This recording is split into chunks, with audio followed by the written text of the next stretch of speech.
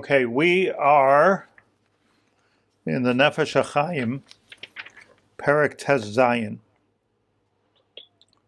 And this is a very deep, I believe, and important lesson, but it has to be understood deeply, even though the words are relatively easier than some of the other ones that were full of Zohar. And I hope everybody has it here. What I'd like to do here this morning is go through the Perek and then go back and explain it. So that way we finish Perek Tes Zayin, God willing, today. So remember that Perek Tes Vav started an entire benefit package that's there for those that are Lomei Torah. There's benefits. And one of the benefits, Perek Tes Zayin, is Gam Mavirin U'Misalkin Me Olav Kol Hatirdos Vahinyonim Me Ol Derech Eretz, which is amazing, that if a person is Lomei Torah, Lishma, let's talk about Lishma, so somehow or another, Ma'avirin u'Misalkin Me Olav, that will take away from him Kol Hatirdos Vahinyonim Me Ol Derech Eretz v'chulei. You know, when I read that sentence, so the only thing I could think is I must not be learning Torah Lishma, but that's what it says. V'chol Shaar Inyonei Zeh ha'olam ha'monos tmidos ha'esek b'Torah ha'kedosha, and any other items in this world which tend to take away from the fact that I can always learn Torah, parnasa, tircha, illness, they get taken away. K'mosh Amru, because it says Mefurish in Avis, Kol HaMakabel Olav Ol Torah, in Perek Gimel, Kol HaMakabel Olav Ol Torah, Ma'avir Mimenu Ol Malchus Ve'Ol Derech Eretz. So this is not the Nefesh Hachaim's Chiddush. This is a Mishnah in Perkei Avos, that anyone's Makabel Olav Ol Torah, Ma'avir Mimenu Ol Malchus Ve'Ol Derech Eretz. Simple pshat is that there's no such thing as a life without an oil. Everyone has a yoke and a burden on them of some sort. There's no person that's putter from a yoke. A yoke could be that I have to make money. A yoke could be that I'm suffering from envy and jealousy. A yoke could be that I have psychological problems. A yoke. So all these different yokes, a person has to have some kind of a yoke. But apparently, according to the Mishnah in Pirkei Avos, Chidush Nifla, you can choose your yoke. Choose your burden. And your burden can be Torah. As incredible as this is, I'm not going to explain it yet in a few minutes, what I think it means. Because all of us know that people that learn Torah Lishma were in concentration camps. I mean, it says in the Medrash Tanchuma Parshas Chukas, Shemizeh Atam, that it's for this very reason that Nitna HaTorah b'Midbar. This is why the Torah was given in the desert. Kishem shemidbar einoi nizra ve'einoi nevad. You don't plant anything. You don't have a farm in the midbar. Eino nidbar, eino nizra ve'eino nevad. Kach hamakabel olav ol Torah parkin mimenu ol golus ve'ol derech eretz. So kishem shemidbar einoi mala arnon. Arnon is arnona. We're all familiar with that word. Just like if you live in the desert, you don't pay arnona. Kach b'nei Torah b'nei chayrin ba'olam hazeh. Okay, so the midbar gives us a certain depth here, and that is that on the one hand, like if you're living in a desert, like mamish in a desert, not talking about even a yeshuv in the desert, we're talking about if you live in the desert, like you're nomadic. So on the one hand, you're in the desert, like that's terrible being in the desert. You know, you don't have your pool, you don't have your garden, you don't have your house, you don't have your air conditioning, you don't have your anything. On the other hand, you could look at it differently, that you're patur from all of that stuff. Like I don't have to get up in the morning and think, wow, is it going to rain today because my crops have to grow? Or you don't have to think today that, you know, I got to get to work by 9, I got to fight traffic. You know, and you're not thinking about all the different things that all of us think about every day. I'm in the midbar. So on the one hand, it's like who wants to live in a midbar. On the other hand, it's very liberating to live in a midbar because all the different burdens of life, almost all of them don't exist in the midbar. There's no social pressure. There's no complaining about the schools. There's probably not even a seger living in the midbar. So apparently nobody's saying you should go live in a midbar. But what it is saying is that if you're makabel of old Torah, that if somebody, and if, obviously we need to define this, but if somebody is actually accepting upon themselves the burden of Torah, this is my job and I'm going to do it right, Torah. So then it's as if you're living in a desert. In other words, you're living, I believe, and here's the beginning of my pirush, you're living in a different reality. And that reality allows us to not be concerned. I once asked one of the Gedolim, I had the schluss to ask one of the Gedolim, I said, doesn't it bother you that people are criticizing you in the news and, whatever, you're. So he says, I'll tell you the truth, I just don't relate to all that. And it's hard to know what that even means, because I relate to all of it. But it's not that he's not sensitive. It's just that, this. He went further to say in Yiddish. He says, "Nicht mein Weltele." They're talking in a different world about me. It just doesn't. It doesn't really affect me. It's not my world. So the pshat is, I'm in a midbar. So a person can live in a different reality, and probably the point of living in a different reality is all of the different burdens and shibudim that we go through on a day-to-day, minute-by-minute level, the different pains and the different, worries that we have. So it's only if I'm living in that reality. But if I'm not living in that reality, if that's not my social milieu, and that's not where my goals are, got to have this kind of house, this kind of car, this kind of money, this kind of. If that's not where I'm at, so I'm putter. So a good way to look at the world of Gashmias, a chiddush, if you will, is not do I have it, do I not have it, do I need it, do I not need it? I'm putter. I'm putter. I'm putter from worrying about that thing. I'm meshuchrar. Free. Ein lecha ben chayrin, let me show you putter. So it doesn't mean that I'm free. Nobody's making me a slave. I'm free because I'm not in that. I'm just not. I'm not relating to that part of my life. But it could be that he could be in Lo Aleinu in a concentration camp, but he's not relating to that. So there's a story. I hope I have it right, but somebody came to the Brisker Rav when he came to Eretz Yisrael. He probably came to the Brisker Rav and asked him a question on a Rambam in Kutcher, complicated Rambam. So the Brisker Rav was learning with his son, Reb David, Soloveitchik, he should be gesund, was learning with Reb David. And the Brisker Rav looked at Reb David, he said, Zoktem, tell him when we learned the sugya together.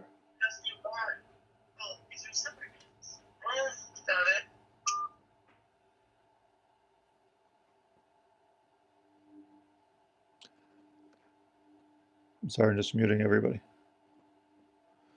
Somebody told him, so he said to Reb David, he said, Zoktem, tell him where we learned the sugya together.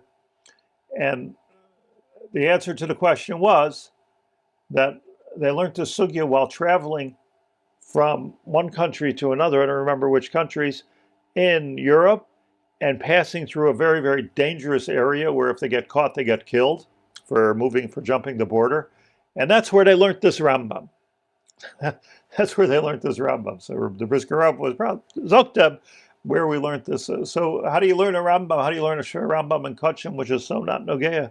How do you learn it when you're running? The answer is they were living in a different makom in a different place at the same time that we're running for their lives. It doesn't seem to be a contradiction. Says the Nefesh Hachaim further, Ubezoyer vayechi reish mem beis, Amud beis. Choman diyoda lishtadlo ba'iraisa v'lo yishtadel. Ischayev benafshe. We have a whole new madrega. If you're able and you know how to study Torah properly, and you don't do it, chayev benafshe. Chayev benafshe. Not only that,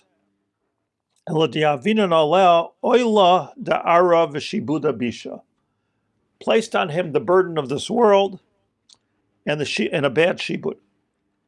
Because it says by Yisachar, Vayat Shichmai Lispol, right? It says that Yisachar, as how Chazal Darshan, was a strong-boned or a wide-boned donkey. But Vayat Shichmai Lispol, but if he doesn't want to, Yisachar and Zvula, right? Yisachar was learning Torah. If he doesn't want to take upon himself the oil of Torah, says the Zohar, somebody will find you as a donkey and put some other burden on you. Wow, you're so capable. Yisachar was so capable, so intellectually could do anything. Just saying a mashal amad davar doima, like if you're a very talented person, and let's say you work for some company, so every difficult thing will come on you, and then you end up getting in trouble because you didn't do your job. Yeah. Like everything, can you help me write this letter? Can you help me with this computer program? So, okay, everyone has to be nice, but it's a fascinating thing that, if you're makabel, your oil, this is my job, this is what I'm going to do. So then you're doing your job and you're putter, if you will, from all of those other things that I'm supposed to do. Otherwise, you become a jack of all trades, and that's what would have happened to Yisachar, says this. Somebody who strays from the derech, satya arche. And says, this is too heavy for me to carry the burden of Torah. So you become everybody's worker. So sorry, if I just ask, when we're talking about an oil, is that also like Yisurin, or is Yisurin a different thing? So Perek Tezvav, we talked about Yisurin. And Yisurin, it said Yisurin B'Deilin Himenu. And here it says Ma'virin u'Mesalkin Me'alav, the first words. So what's it? I just want to point out the diktuk. What's the difference between B'Deilin Himenu and Ma'virin u'Mesalkin Me'alav? So Yisurim B'Deilin Mimenu means they don't get on you to begin with. And here it's talking about even if you're in a situation of trouble, so Misalkin Mimenu takes it away. Earlier he said Yisurim, here it says Terados. Right. So there's a difference between Yisurim and Terados. So Yisurim are going to stay away from you. And we talked about that in Tezvav. And here we're talking about tirdas. You have tirdas. A person wakes up in the morning, have tirdas. My gosh, how am I going to get my coffee? Right? You have tirdas, but you become putter to a certain extent. I'll just tell you a personal thing. This is like mamash gashmius that I'm saying. I'm not talking about anything ruchnius here. Comes Yom Kippur morning, I feel totally free. One of the few times I feel totally free. I don't have to eat. I don't have to drink. I don't even have to put my shoes on. I don't have to wear my suit. And I just have to I'm totally free from any burdens of gashmias, which things that we love. We love eating. We love drinking. We love, all the different things that you're not allowed to do on I don't have to do all that anymore. I don't have to take my vitamins. So there's a certain, like all these things are matrid, so there's a certain patur, a shichrur that you have if you're involved in something else. Yom Kippur, today's Yom Kippur. I'm not going to deal with those kind of things. I'm not worried about my business. I'm not checking my phone, right? Do you ever go to a situation where you just didn't take your phone along with you? Has anybody ever done that before? So if you simply don't take your phone with you, you're free. It's an unbelievable feeling of freedom, even though there's an unbelievable feeling of guilt that goes with it in my case. But there's a tremendous. Why don't you have your phone? Where's your phone? But you're free. Why are you free? You're suddenly detached from the entire world. So I want to ask somebody here wants to volunteer to answer me. He says here, Lashon of the Zohar, if you couldn't learn and you don't learn, ischayev benafshe, or what we say more normally in Shas, we say chayev benafshe. So I want to ask somebody, Rabbi Yaakov, why don't you try? What does chayev benafshe even mean? What do the words mean? Don't give a drasha. Just tell me what it means. Absolute responsibility, I think. Chayev benafshe.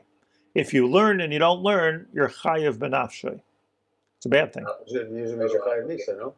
You can mean you're chayev misa, chayev benafshe, meaning what? So what's the translation? Your nefesh will be taken from you. Your nefesh will be taken. You're obligated to give up your soul. So if a person learns and doesn't learn, a person can learn and doesn't learn the chayev misa, is that what you're saying? That's how you're learning? The chayav nafshe, we've heard that phrase before. No, it's not the That's first all over Shas. Usually I thought it's chayav misa, no? You could be like, if you do like Beis Shammai, you lay down, not like Beis Hillel, you're chayav nafshe. Like the Mishnah and Brachas, Daf Tesam and Aleph, Reb Tarfon. Right. So that means you should have died, though. This thing should have killed you. Turn it in. You're not doing what you're supposed to. Turn in your nefesh. Turn in your nefesh.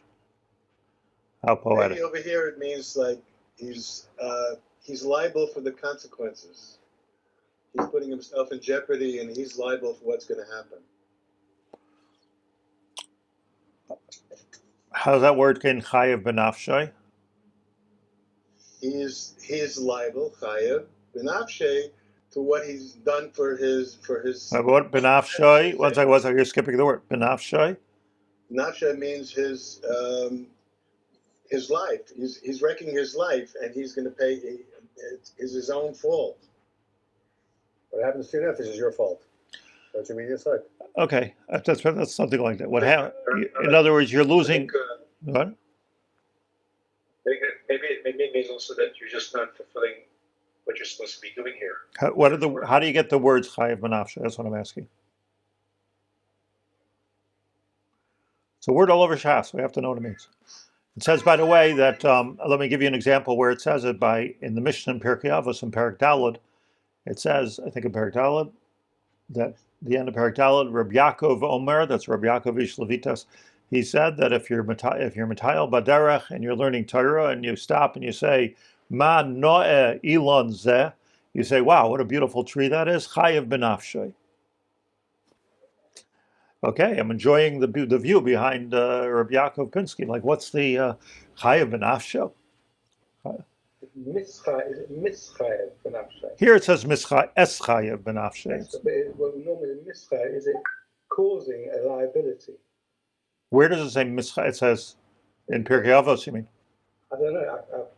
I just got it in my head. It's mischayev. Well, it says three things that I know of in Shas: eschayev, mischayev, and chayev. So it's interesting. One's right. You're right. One's nifal, one's pa. I'm not sure what the difference is. I just want to tell you what the I just saw, not just, but I saw a while ago, I saw Rav Leuchter in the Sefer Meshivas Nefesh on Nefesh Hachaim. So he says as follows: Chayev benafshay ein meduber kan al misa gashmis. We're not talking about here that you're going to die, like Avram said, chayev misa. We're not talking about that. Well, how do we know? Because it's talking about even after you die. Chayev benafshay. We see the lashon chayev benafshay even after you die. So he says, Kavonas Chazal Loimar, Shehu, listen to these words, I think they're very good words. Shehu ma'abedes hanefesh ha'elyoina hanisenes lo'isek b'Torah. He loses the nefesh elyoina. Remember, nefesh, ruach, neshama. He loses the nefesh elyoina. Ume'acher shu chayzer umishtayach l'roived hanomuch shel nishmasai. And I'm busy with the lowest rung or ring in the chain of my nefesh. Hashayeches le'elomeinu, the one that's connected to the world. Hugam nichbel b'chavlei olam hazeh. Now I'm tied up like handcuffs, golden handcuffs into this world. Let me say that over again because it's beautiful words. Nefesh daika. There's first of all, the nefesh is nefesh ruach neshama. The Ramchal explains in Derech Hashem at the beginning that it's all one thing. It starts with neshama and works down many rings in the chain until you get to the world of nefesh.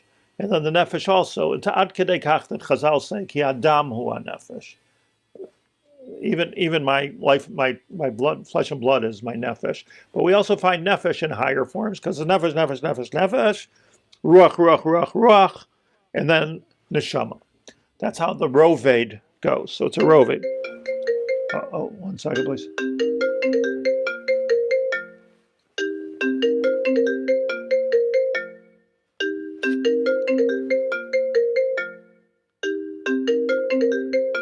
Sorry, I'm trying to figure out how to shut it off.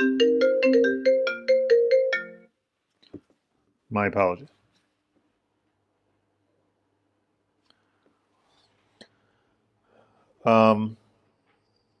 So he says as follows, that there is a chain that starts from the Shamayim and works towards the Aretz, and look at ourselves for a moment as hanging from this chain, Nefesh on the bottom, and the Nefesh has got to eat, the Nefesh has to sleep, the Nefesh has to do all these things that the Neshama doesn't necessarily have to do, yeah? So when a person gets too involved in the lowest ring in this chain, so that becomes my whole life. This lowest chain becomes my whole life. And now, you're getting completely involved and entangled in the lowest roved, the one that's in this world. You get all involved in it so much so you can't get out of it. You become chained yourself into this world. So what does it mean? It means to say, I think, chayiv b'nafsho, let's go back to the taich. Chayiv b'nafsho means that your nefesh has now been taken over by the world of Gashmias, by the world of Olam, where there is another possibility here, which he's discussing in Parak Tazayin, and that is that my nefesh is in this world. That's where I live, and I have to worry about my food, and I have to worry about my health and all that. But at the same time, you're also connected lamala, and I'm looking at a much bigger picture, and I'm relating to more of the 200 chains that are lamala than I am the 200 links than I am to the one link which is on the bottom.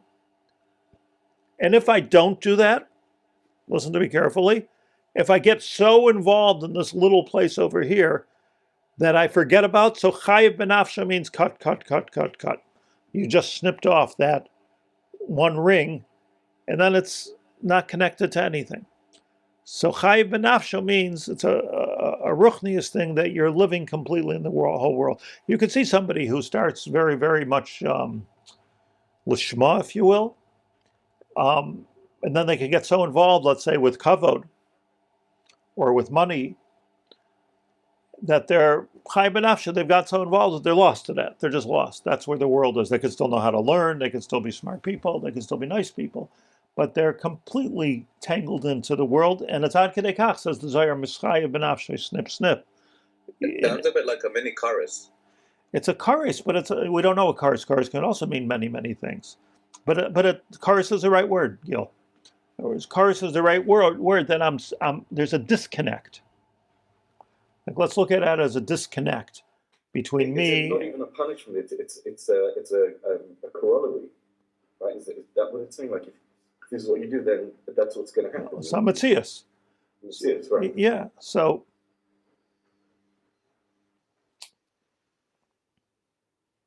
In other words, this is probably the cycle of Mishiesh Leimana Ratza Masayim. You're in a cycle. Hakina va'ataiva va'akavod moitzian es adam min ha'olam. Snip. You're obsessed with all of these different things which are very real. Kina, taiva, kavod. Could one say that as chayav, it's reflexive, so it means you have obligated your nefesh to worldly things? Well, I think You've self-obligated, you put a chiyuv on yourself to be in the physical world?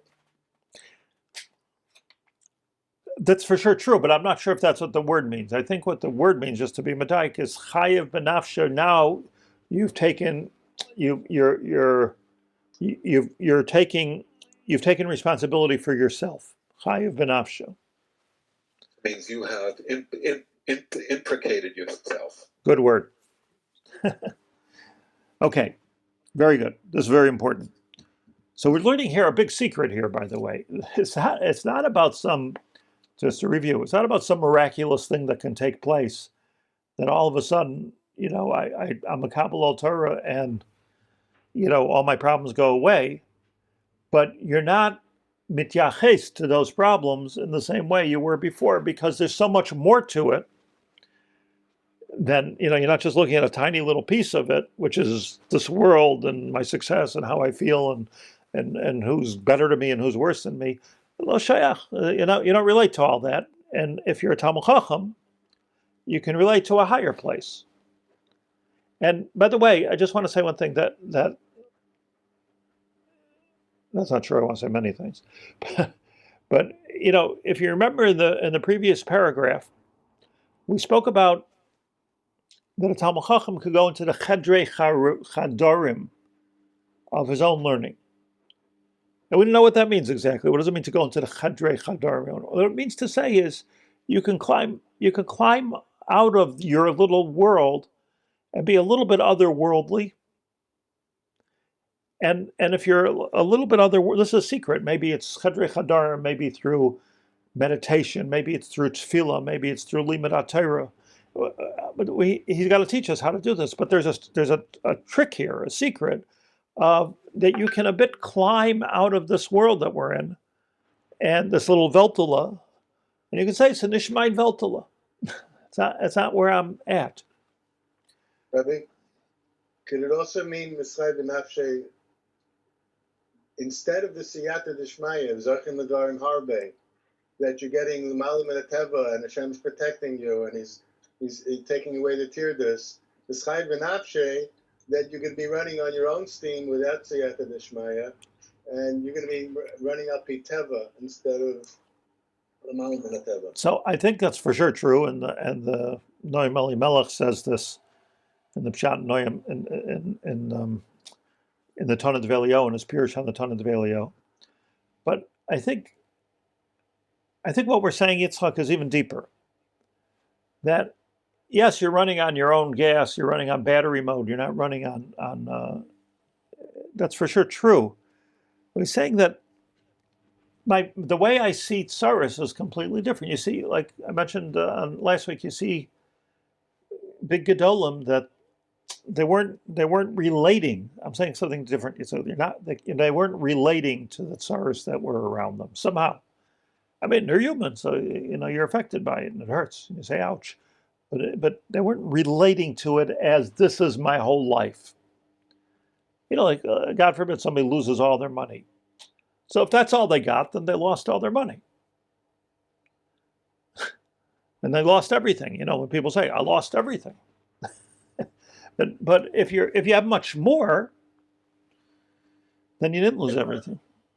Can you elaborate on the oil Torah? I mean, because it's calling it an oil still. It's not. You're going from one oil to another oil. So what's the oil part of Torah? So we're going to elaborate on it, but I want to say this word to you, God, that it means that I've chosen this as my burden. I'm not going to look. Meaning, instead of looking. What is what? What are the tirdos? He talks about the tirdos that comes with an oil in the first sentence. So what are the tirdos that come with my oil Torah? Am I going to be able to learn properly? Am I able to learn Oved Hashem properly? My job is to be Oved Hashem. So, you have a clergy exemption. Look where he goes here. V'chein hadin halacha psuka b'shas God, I just want to say something. Like, everybody in their world gets to a point where you say, like everybody's an executive in their world, and in their household, and their palace, and their business, and everyone's got some kind of a executive position, and in that position, it comes a point where you say, look, I'm not going to worry about that. That's got to be somebody else's problem because I'm worrying about big things. And I just feel with myself, and this is relating to me, that we can feel so katnuni, we can feel so katan, that like everything bothers us. Like, so if you look around and everything's bothering you, like total loss. Like, why are you doing this and why aren't you doing that? And why did what kind of idiot did this? When you start thinking like that, or certainly when you start talking like that, I mean, like it becomes like machzich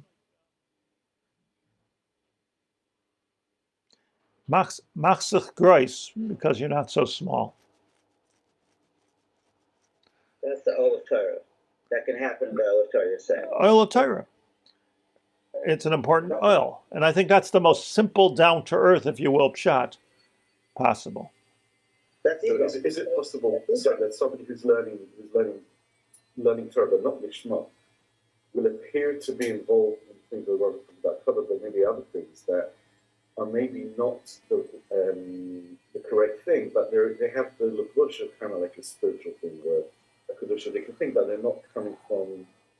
Yes, and we said the last paragraph in the Haggadah, Parak Tezvav, was that learning Shalei Lishma, you're actually increasing the sitrach, or you're increasing the klipa. I want to go a little further, because it's getting late on me.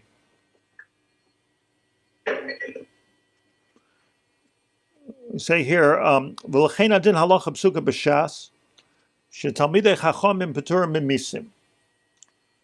This is not meant to be halacha l'maaseh right now. Talmidei chacham peturim mimisim, k'may b'nadarim, shari le'letzar m'rabbanan l'meimer lo yavina karga, that in the early state of Israel, this means in the time of Ezra. So when Ezra came to Eretz Yisrael, so he appointed certain Kohanim and Leviim to live in Yerushalayim and to do the avodah of Yerushalayim, Beis Hamikdash. And actually it was the Persian king who said, it was Daryavesh who said it's there in Ezra, it was the Persian king who said that, no, listen, those guys, they get a 4D, they're off from the clergy, they don't have to pay taxes. Because, so he's saying, Nefesh Hachaim is saying that the deep part of that is, and we're talking about somebody who's like completely dedicated in Old Torah and Lishma, so that's why I'm saying it's hard to bring this halacha l'maaseh. But what he's saying, what he's learning here, is that a person doesn't have, I don't need that protection. I don't need the things that you are giving me. As I want to be part of society. I'm contributing in a different way. But the needs that you're talking about are not my needs. That's what it was talking about in the time of Ezra. You be busy with Yerushalayim, not with the roads. Misham Rav Huna bar Rav Chisda shada karga rabbanan. Rav Huna was a parnei soyer. Rav Huna was the Gabbai Tzedakah, and he was calling the shots in the Jewish ghetto. And Rav Huna said, okay, all the rabbanim have to start paying tax. You see, you don't need a prime minister for this. He said all the rabbanim should start paying karga. Amarle Rav Nachman bar Yitzchak, you could just see this conversation. Amarle Rav Nachman bar Yitzchak, so Rav Nachman bar Yitzchak said to Rav Huna, Avarta adaraisa ad neviim and ad ksuvim. You're violating the whole Tanakh. The Rabbanan light stricha netzirusa. You're not supposed to change it. So they were having a tax argument, in the area of Rav Huna.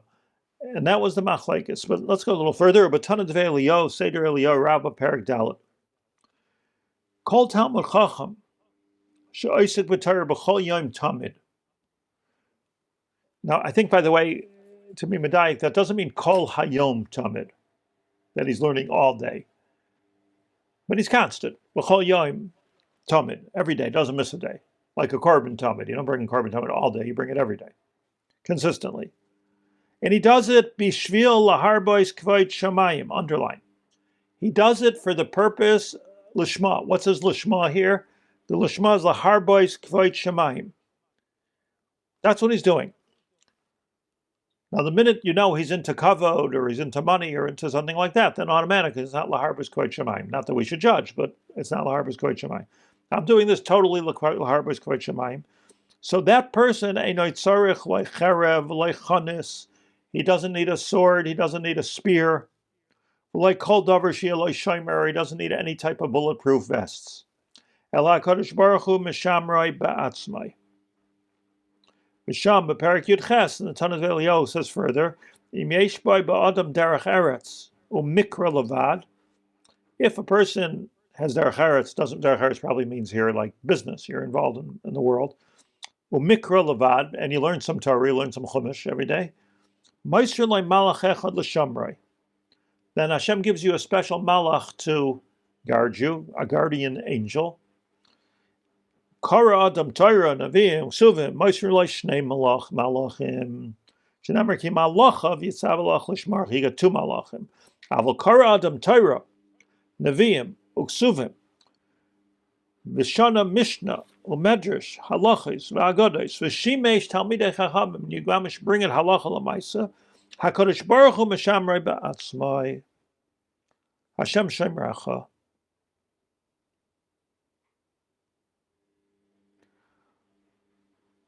And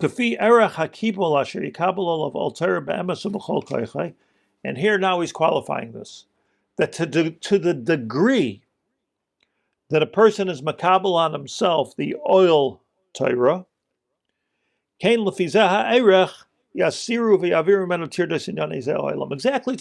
not an all or nothing deal here, but to the degree that I'm makabel all Torah, I become free. And again, I'm very much pushing the idea that it means spiritually free. May I ask a question? Aseret Harogei Malchut. It's a very, very problematic sugya. Malachei Hasharet came to HaKadosh Baruch Hu and said, Zu Torah v'zeh schara. And he basically said, get off my case. I know what I'm doing, and you have no idea what I'm doing. But this is my decision, and this is the way it's going to be. There's probably no better example of people who devoted their lives to Torah, lishma, and suffered terrible consequences. So it raises many issues in light of what you're saying. Is it possible that the only pshat is that those who learn Torah lishma may be exempt or freed from worry and concerns regarding their personal welfare, but they nevertheless bear the weight of the punishment that is due to Klal Yisrael?